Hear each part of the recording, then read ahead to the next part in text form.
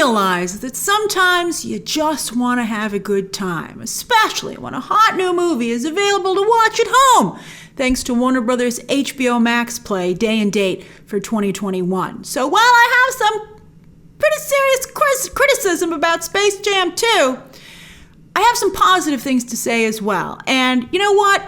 There ain't nothing wrong with having a Space Jam party if you want to. You go ahead and you enjoy that movie. I think it could definitely at least do that for you. All right, so Space Jam 2.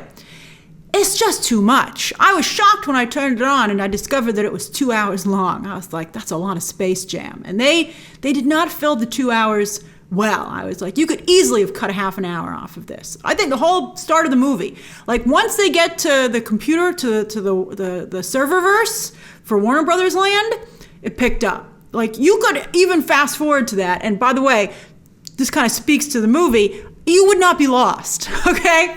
And the movie throughout has major ADD. It's totally unfocused, from its lack of a coherent storyline to a zany basketball game that's impossible to follow. I mean, the first Space Jam, I don't even remember the first Space Jam, to be honest with you. But while I was watching this one, I was like, the story had to be better in the first Space Jam. So I went to the Google, I Wikipedia'd it, and I saw that Space Jam, the first one, had a fun lesson about how sometimes you need to break the rules, which is a good lesson to learn. But this Space Jam has no rules to break. So that's, I think, a big problem.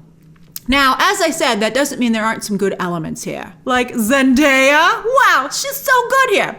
Her Lola Bunny is by far and away the best thing about this movie. Zendaya does an amazing job with her voice work. Is there nothing Zendaya cannot do? It seems that there is not.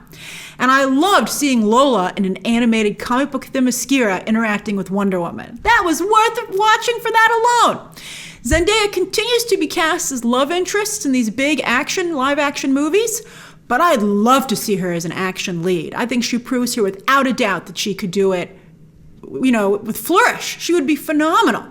But right here, this sequence in a nutshell is also a great example of the problem with Space Jam 2. Like, while I also love Rosario Dawson, and I'm so excited for her Ahsoka supremacy, and she has voiced Wonder Woman in the past, but for a big movie like this, how is Gal Gadot not voicing her character, her signature character? I mean, some of you have talked about the fact that, of course, she recently had a child, so that might have taken her out of play for a couple of on-camera opportunities.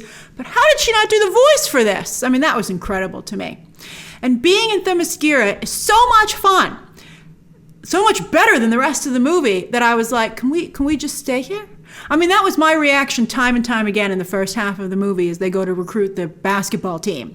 Animated DC World, I was like, it's Jimmy Olsen, it's Clark Kent. Oh, did you spot Alfred? I loved them going through Atlantis briefly. I was like, can we stay here? Then we went briefly to Game of Thrones World, and I was like, I don't care how bad your last season was. I miss you. Harry Potter, The Matrix. Every time I was so disappointed when the Looney Tunes showed up. I was like, oh man. Except for Lola Bunny. She's fantastic. But every time I was like, what? And then we had to leave, and I was like, can you just leave me here? The only gag that I felt worked was the Mad Max one. That was pretty funny. I liked that. And I thought even LeBron worked very well in that gag. That was very funny. I also liked LeBron James's introduction into the Looney Tunes world. That had some very nice moments, and it was when LeBron seemed the most comfortable and relaxed as a performer. He and Bugs acted as peers, which I thought was really great. Now, I like LeBron James quite a bit. He's achieved tremendous success. He has given back to many different communities above and beyond. He has used his platform to advocate for very important matters, and a lot of his Hollywood projects to date, where he's a producer, have turned out very well. But he's, I'm sorry to say, not a good actor. I mean, I thought he was pretty good in Trainwreck, so I don't know why it didn't work here. Maybe he had a problem interacting with things that weren't actually there, when you do a live action animation hybrid like this.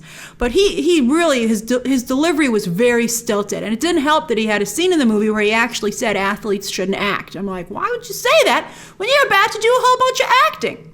And perhaps his not doing such a good job here as an actor, coupled with the script, is why I don't think he came off as well as he could have in this movie. I mean, of course, celebrities need to sell. I totally understand, we all do, that's a part of the hustle.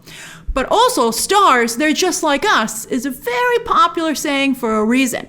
And I'm shocked that LeBron James's publicist didn't go over this and say, we need to make some major changes here. Now, there's a similar problem with Don Cheadle's Ali G Rhythm.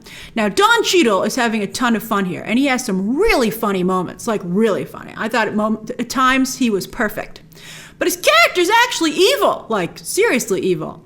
And the way LeBron's son in the film so easily turns on his own dad, I felt really bad about that. Plus, the Looney Tunes are not only all over the place, but there's too many of them. And not one of them is given a storyline, not even Bugs, and their CGI makeovers don't work. Bottom line is that there isn't a strong sympathetic character in the film for the audience to latch onto. Now, as for Warner Brothers, even Disney has never, sold this hard. Like, it's just trying too hard. Even in Wreck-It Ralph 2, for some reason, I think it worked a little bit better. Although Wreck-It Ralph 2 also did not work.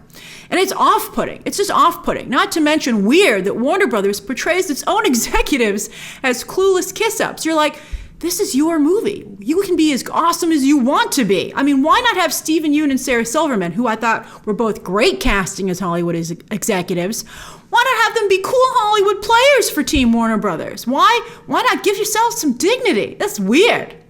It boggles the mind that so many incredible pieces could be assembled here, from LeBron James to Ryan Coogler as producer, to Don Cheadle, to all of Warner Brothers' amazing IP, and it's still just a mess. I mean, only Zendaya, I think, comes out looking flawless, as she always does. Side note, I still can't believe they couldn't get Michael Jordan or Bill Murray to show up. They have a couple other fun cameos, but, I mean, those guys were really important to the first movie, obviously. And the fact that neither one of them came back, I mean, I can't believe it. It's just shocking to me.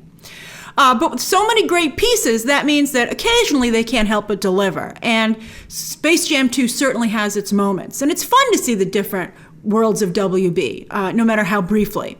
Now, I would not pay to see this in a theater. Maybe it's a little better on a big screen, but I think you could get real bored. Make sure if you go see it in a theater, wherever you watch it, you should have lots of snacks. I think making this a party is the key to enjoying it. Make it a party.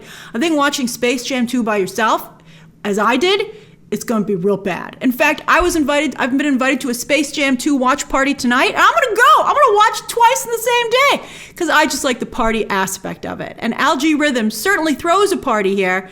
Maybe now that I know what it is, I'll enjoy it better the second time around. But I think HBO Max is the perfect place for this movie, and I'm really curious how what your Space Jam 2 experience is like. Because, again, that's one of the things I think people often don't understand about movies and TV shows. Sometimes it's just the event that really is what you're looking for. And I think in that regard, Space Jam 2 is able to deliver. It's actually a great movie for a party because you don't have to pay total attention to it. You can be walking around talking to someone else and then just look back when something interests you. All right, so that's my review of Space Jam 2. What do you think? Share your thoughts down below. Subscribe today. And of course, as always, you can check out some more videos right now.